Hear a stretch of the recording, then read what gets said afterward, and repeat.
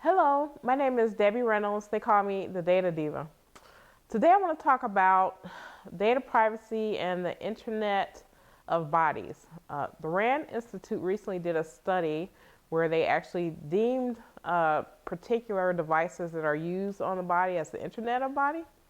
The Internet of Bodies are devices that have internet connectivity or some type of uh, ability to transmit information that is either in or on the body. So that may be things like pacemakers that can communicate like via Bluetooth or some other way to transfer data back to medical professionals.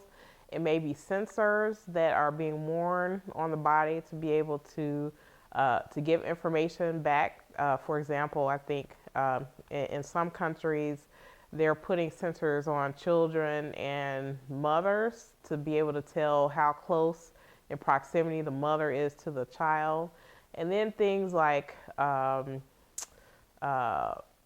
pumps or breathing machines, anything that has internet connectivity that's transmitting data back to a source for any type of analysis.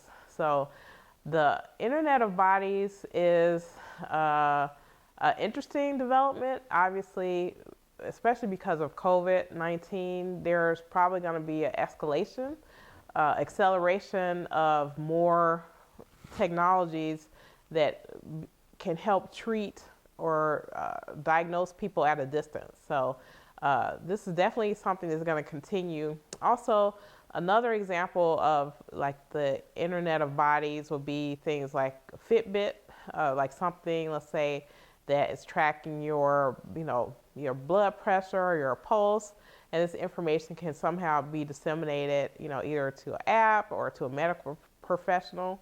The issue or the concern with the Internet of Bodies is related to who has the data and then also how this data is being secured.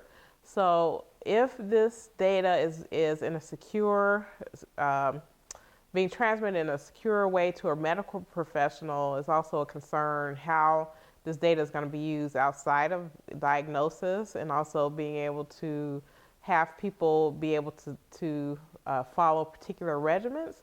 But then on the consumer side, let's say for instance you have a Fitbit or you have a watch that tracks your blood pressure, those types of things, because they may not be done as part of medical care, may have different privacy laws. So for example, a fitness tracker, your privacy rights in terms of using that may only be consumer rights, which are lesser than, let's say, HIPAA rights if you're dealing with a medical professional.